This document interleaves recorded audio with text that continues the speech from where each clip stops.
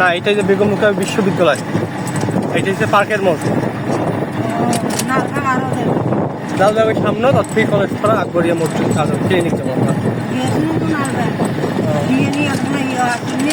আচ্ছা আচ্ছা,